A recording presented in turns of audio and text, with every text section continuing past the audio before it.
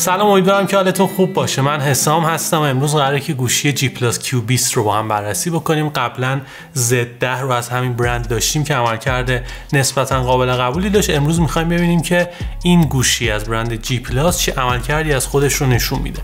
در زمانی که من دارم ویدیو رو رکورد میکنم، یعنی مرداد ماه سال 1401، قیمتش نزدیک 3,400,000 تومانه. و خب توی این بازه قیمتی به نظرم دو تا رقیب دیگه هم داره. یکی گوشی گلکسی A03 که به تازگی بررسیش کردم، میتونید به اون ویدیو مراجعه بکنید، و گوشی پوکو C31 که به زودی قراره اون گوشی رو هم بررسی بکنم. خب از طراحی اون شروع میکنم که باید بهتون بگم که طراحی خیلی ساده ای داره. ماژول دوربین رو داریم که ما رو یه جورایی یاد گوشی آیفون 11 پرو میندازه، اون چینش دوربین ها.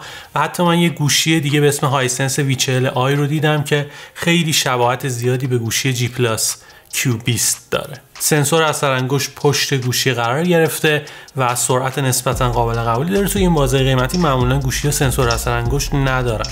سمت راست پاور باتن رو داریم به همراه دکمه‌ای برای کم و زیاد کردن صدا. بالا هیچی. سمت چپ هم یه درگاه که همزمان میتونید دو تا سیم کارت رو اونجا استفاده بکنید، به اضافه یه دونه مموری میکرو SD که اگه دوست داشتید میتونید ظرفیت گوشی رو به این طریق افزایش بدید. پایین گوشی هم جک 3.5 میلیمتر رو داریم به همراه پورت USB Type C و البته اسپیکر مونو که در مورد کیفیتش باید بهتون بگم که خیلی کیفیت معمولی داره و برای داشتن کیفیت صدای بالاتر حتما باید از یه هدفون استفاده بکنید که خوشبختانه توی جعبه‌ای که همراه با این گوشی عرضه شده یه هدفون هم وجود داره که توی تستی که من داشتم کیفیت صدای خیلی بالاتری رو میتونید داشته باشید و مثلا موقع تماشای محتوای ویدیویی میتونه خیلی کارآمد باشه. باتری این گوشی ظرفیت 5000 میلی آمپر ساعتی داره که بسیار خوبه، قشنگ 2 روز رو میتونه باهاتون همراهی بکنه. ولی خب شارژری که همراه باش عرضه میشه شارژر 10 واتیه که نزدیک 3 ساعت طول میکشه که بتونید اون از 0 تا 100% شارژ بکنید که یه مقدار ممکنه زمان زیادی باشه. ولی از اون ور ماجرا بعد از اینکه باتری شارژ میشه، اینکه طولانی مدت میتونید ازش استفاده بکنید، خب خیلی نکته مثبتیه. توی این جعبه گوشی G Plus برای شما یه محافظ صفحه نمایش و همچنین یه دونه کاور شفاف هم قرار داده که همون ابتدای ماجرا خیالتون در مورد آسیب ندیدن گوشی راحت باشه. میرسم به عملکرد گوشی G Plus Q20 و خب خیلی انتظار بالایی رو از گوشی‌هایی که توی این بازه قیمتی هستن نداریم، ولی چیپستی که توی این گوشی استفاده شده مدیاتک هلیو G25 که چیپست خوبیه و توی رقبا هم تقریبا همین چیپست یا یه چیپست مشابه به این استفاده شده. مثلا توی گوشی پوکو C31 چیپست مدیاتک هلیو G35 استفاده شده که وقتی بنچمارک هاشو می‌بینید خیلی تفاوت آنچنانی رو با همدیگه ندارن. اینجوریه که میتونید اپلیکیشن های روزانه رو به راحتی باهاش پیش ببرید، کاراتون رو میتونه انجام بده و مشکل خاصی نداره. نه اینکه سرعت خیلی بالایی رو داشته باشه، نه، ولی خب کارتون رو هم لنگ نمیذاره. در مورد گیمینگ هم باید بهتون بگم که خب این گوشی اصلا به درد بازی کردن نمیخوره، ولی برای اینکه تستش بکنم من کال آف دیوتی رو روش نصب کردم.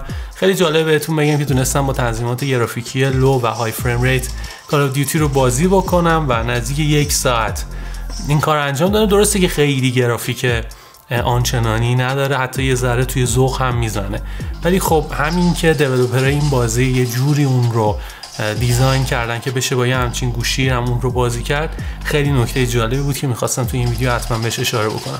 قطعاً بازیای سبکتر رو خیلی راحت‌تر میتونید با این گوشی پیش ببرید، ولی خب خیلی روی بازی کردن با این گوشی کلاً حساب باز نکنید. با اندروید 11 عرضه میشه و رابط کاربری ساده‌ای که قبلا از G Plus دیده بودیم و به راحتی میتونید تنظیمات مورد نظرتون رو توش پیدا بکنید. میرسم به صفحه نمایش این گوشی. همونطوری که قبلا عملکرد خوبی از G Plus توی این زمینه رو دیده بودیم، اینجا هم همین جوریه. اندازه 6.5 اینچی، رزولوشن HD داره و خب یک پنل IPS که رنگ ها به نظر من رنگ های خوبی هستن. فقط یه مقدار به سمت آبی حرکت میکنه که متاسفانه توی تنظیمات دیسپلی آپشنی وجود نداره که بتونیم اون رو تغییر بدیم.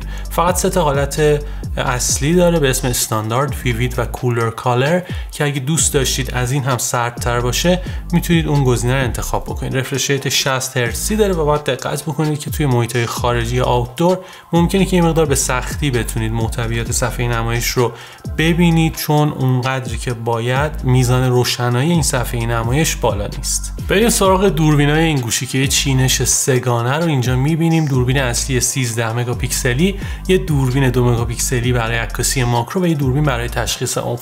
از دوربین اصلی شروع میکنم که خب کیفیت نسبتا قابل قبولی رو بهتون میده. رنگ‌ها توش رنگ‌های نسبتا خوبی ان، یه شارپنس یه مقدار اضافی رو توی عکس‌ها داریم میبینیم که خب میتونید به صورت پرو عکاسی بکنید که از شر این شارپنس زیاد خلاص بشید، ولی خب کیفیت عکسایی که بهمون میده به نظر من قابل قبوله. از اون ور ماجرا باید دقت بکنید که حالت نایت مود هم توی این گوشی وجود داره، وقتی ازش استفاده میکنید قشنگ تغییر میکنه، عکس جزئیات بیشتری رو بهتون میده، عکس روشن‌تری رو بهتون میده.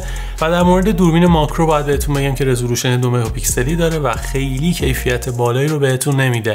حتی میتونید با دوربین اصلی و زوم دیجیتال عکسای بهتری رو نسبت به عکسایی که با خود دوربین ماکرو میگیرید داشته باشید که این موضوع مقدار عجیبه که چرا باید همچین دوربینی وجود داشته باشه که وقتی با دوربین اصلی عکاسی میکنید کیفیت بالاتری رو میتونید داشته باشید. یه دوربین هم برای تشخیص عمق وجود داره و البته دوربین سلفی 8 مگاپیکسلی که به نظر من کیفیت خیلی قابل قبولی داره. وقتی با رقبا مقایسه میکنید میبینید که توی این بازه قیمتی بالاتر از حد خودشه.